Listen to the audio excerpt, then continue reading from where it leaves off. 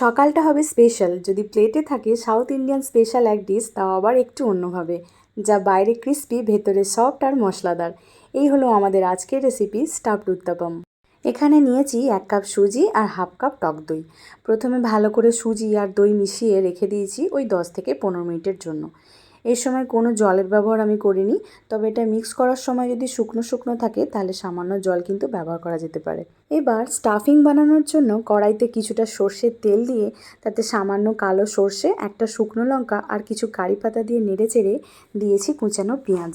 পেঁয়াজ হালকা সোনালি রং হলে দিয়ে দেবো কেটে রাখা টমেটো আর সামান্য নুন। সব কিছু ভালো মতো মিশিয়ে নিয়ে 1 থেকে 2 মিনিট ঢেকে টমেটো ভালো মতো সিদ্ধ করে দিয়েছি সামান্য হলুদ।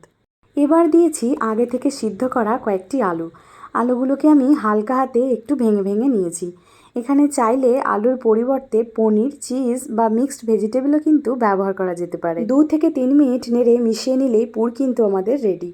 এবার একটা ব্লেন্ডারে সেই মিশিয়ে রাখা সুজি, দই আর সামান্য জল দিয়ে একটা সেমি থিক ব্যাটার রেডি করে নিয়েছি। ব্যাটারটা খুব পাতলা বা খুব গাঢ়ও কিন্তু হবে না। এবার এতে সামান্য নুন দিয়ে মিশিয়ে নিয়ে দিয়েছি অল্প বেকিং পাউডার। এবার কিছুটা জল দিয়ে ভালো করে মিশিয়ে নিলেই ব্যাটার কিন্তু আমাদের রেডি। এবার কড়াইয়ে হালকা তেল দিয়ে কিছুটা ব্যাটার ঢেলে নিয়ে এর মাঝখানে কিছুটা আলুর পুর দিয়ে তার উপরে আরেকটু ব্যাটার দিয়ে ঢেকে নিয়েছি। এতে উত্তাপামটা হবে ভরাট আর খেতেও হবে দুর্দান্ত।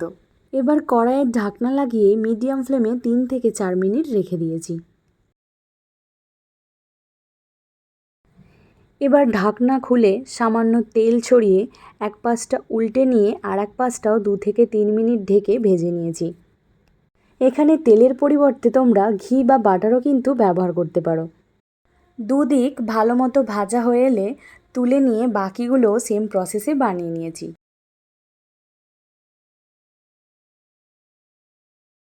তো এই যে একদম রেডি নরম মুচমুচে আর দুর্দান্ত স্বাদের স্টাফড উত্তাপাম, যা সস কিংবা নারকেলের চাটনির সাথে খেতে কিন্তু দারুণ লাগে। তো আজকের রেসিপি তোমাদের কেমন লাগলো অবশ্যই জানিও।